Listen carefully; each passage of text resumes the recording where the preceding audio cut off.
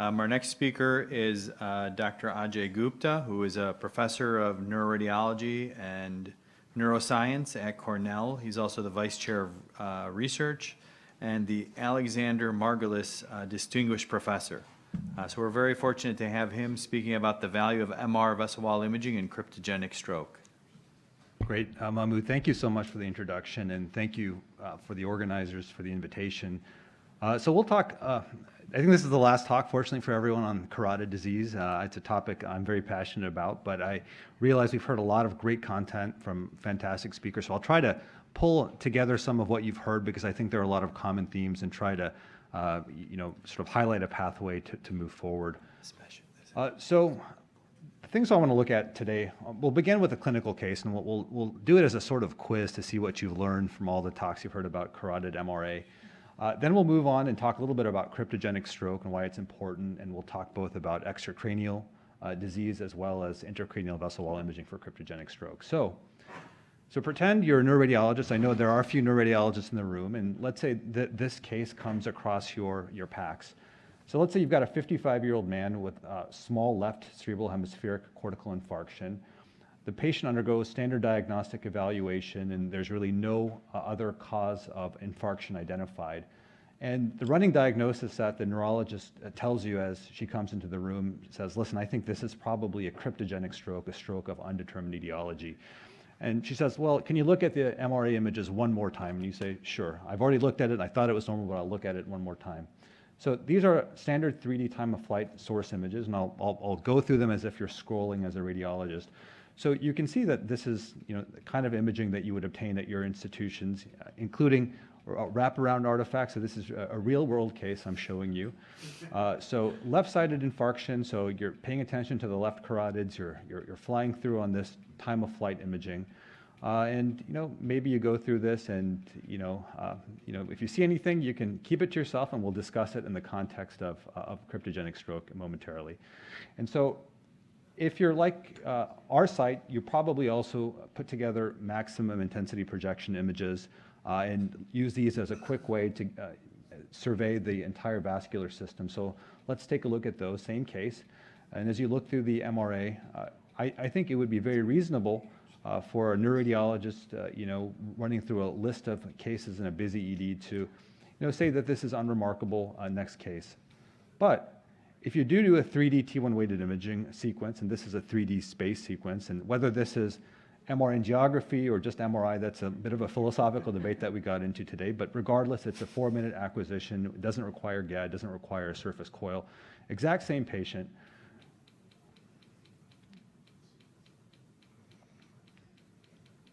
So let me know if you see anything, and I think this will really bring home the point that all of us have been trying to make about the value of black blood imaging. Right, so with that in mind, the question for you is how would you report this case, and what, if any, is the significance of the findings? So for the next 10 minutes or so, we'll delve into those two questions in the context of cryptogenic stroke. So why the need for vessel wall imaging? I think many of our speakers today focused on this first set of questions, really to think about plaque and its composition to identify a vulnerable plaque phenotype before stroke occurs. And the main goal for that is primary prevention, to prevent a first-time stroke.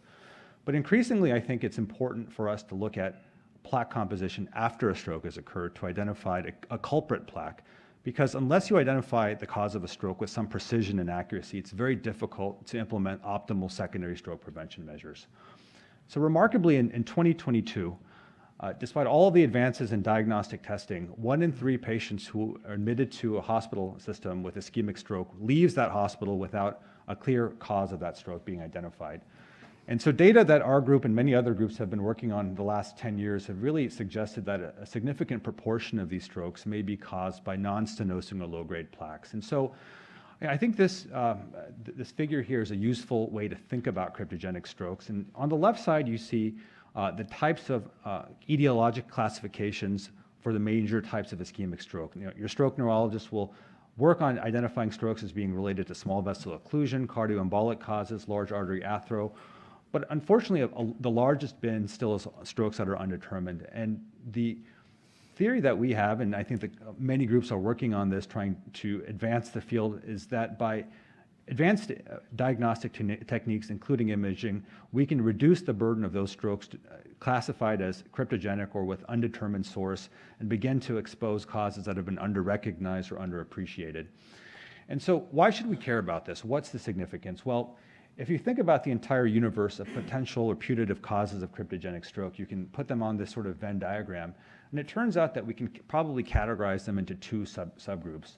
One, the group on the left, predominantly cardiac-related causes, are those that might benefit from randomized controlled trials of antiplatelet versus anticoagulant drugs, whereas large artery athero, a non-stenosing plaque being one component of that, might benefit from trials of various antiplatelet therapies. So it really is a clinically significant question. So what are some techniques to allow us to gain some insight into these kinds of high-risk non-stenosing plaques? Well, there's a whole range of modalities, and I'm going to emphasize a point that Dr. DeMarco made and a number of other people made today, and talk a little bit about intraplaque hemorrhage. And that box you see in the upper left-hand corner, I think, is one of the takeaway messages hopefully you leave today after hearing all of the carotid talks, which is that carotid intraplaque hemorrhage is the simplest and most powerful imaging-based predictor of ipsilateral ischemic stroke, no matter the stenosis severity. And I think this individual patient data meta-analysis really drives home that point. So if you look at these three Kaplan-Meier curves, the patients are stratified in each of these three figures into those without intraplaque hemorrhage, shown in the blue, and those with intraplaque hemorrhage, shown in the red. And what these Kaplan-Meier curves are showing is the cumulative incidence of stroke over 4 years. So what's really remarkable here is that whether you're looking at patients without significant stenosis, with moderate stenosis, or with high-grade stenosis, IPH does a remarkably effective job in differentiating and distinguishing groups based on stroke risk, really suggesting that it's plaque composition rather than stenosis that's driving stroke risk in this cohort. So we've talked about this as well today. You know, intraplaque hemorrhage, you can see it on bright or black blood imaging. The case I showed you, this is a close-up in the upper right-hand corner. Yeah, the IPH is actually evident on that, and if you look, and you can see it as this extraluminal high signal intensity, but it's much more conspicuous on these 3D T1-weighted fat-saturated images.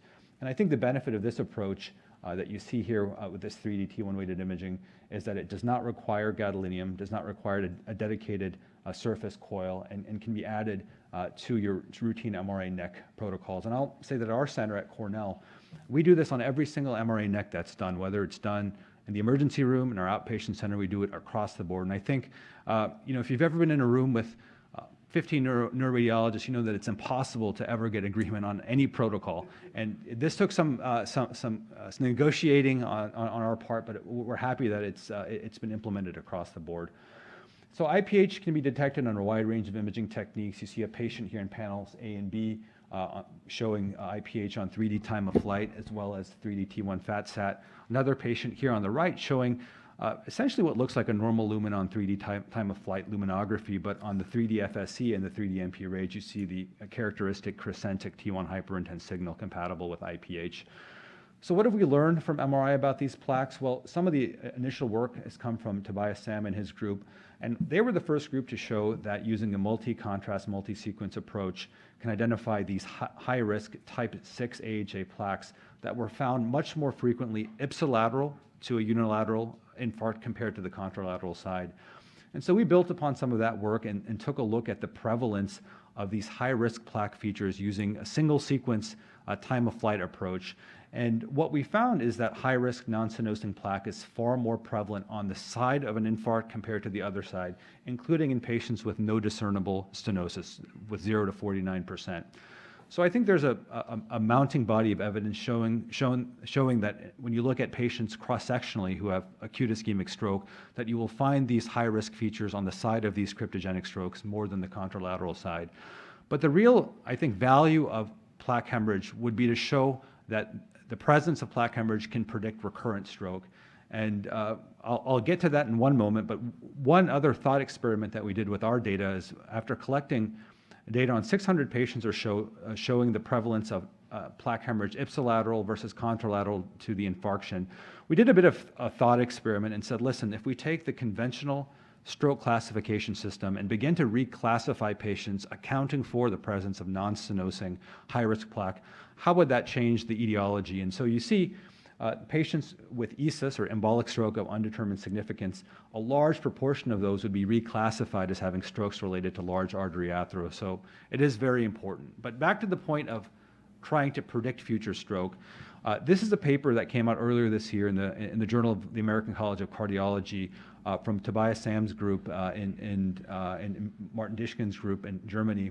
The CAPIA study is a multi-center study which enrolled patients with cryptogenic stroke and used a multi-contrast, multi-sequence carotid plaque protocol and identified patients with high-risk plaque. And what they showed remarkably is that over 3 years, as you would expect, patients who are harboring these high-risk plaques had a significantly higher risk of stroke recurrence compared to patients without complicated non-stenosing plaque. So I think this is really a landmark study in our field showing that the presence of these high-risk plaques are not only associated with recent prior stroke, but can predict secondary stroke or stroke recurrence. And I think it's the first paper that's been published in that regard. So back to the case, how would you report this case and what, if any, is the significance of the findings? Well, you know, a stenosis focused neuroradiology report, you would be absolutely correct, 100% accurate by saying that there's no hemodynamically significant stenosis. But based on what you've learned from all the talks today, that seems to be painting an incomplete picture of what's actually going on. So I would advocate that a neuroradiologist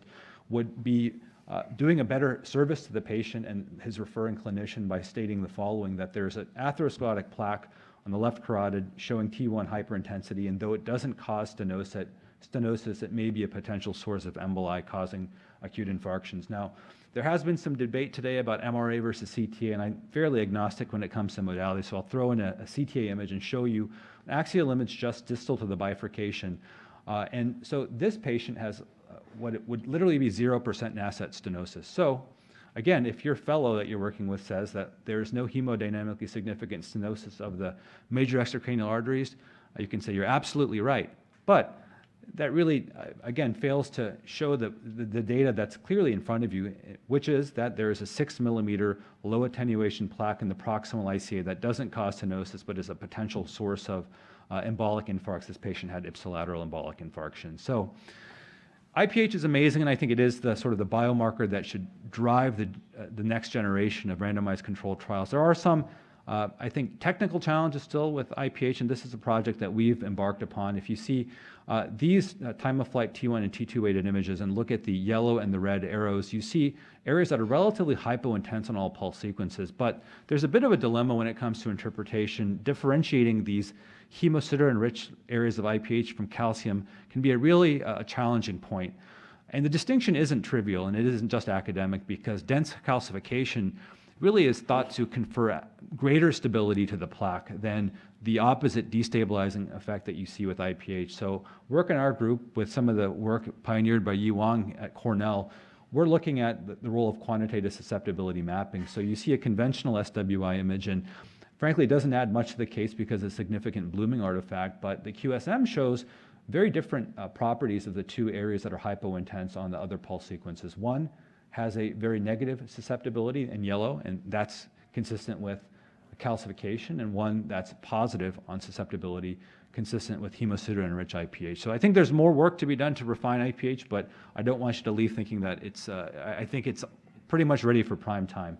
The final thing I'll show you here is future directions. You know, this was a paper that came out a few months ago in late 2021. I think it's the first paper to really show convincing evidence of atherosclerotic plaque intracranially as a cause of some of these cryptogenic strokes. And you see an example here of a patient with right-sided acute infarctions. And T2 weighted images on the top show some outward remodeling, some mixed intensity plaque along the anterior and ventral surface of the plaque. And the T1 weighted images on the bottom show T1 hyperintensity consistent with intraplaque hemorrhage, which can be characterized on intracranial vessel wall imaging. And so what the group found here is that indeed the presence of remodeling and high-risk features intracranially is also associated with ipsilateral infarction. So I will leave it at that, and thank you for your attention.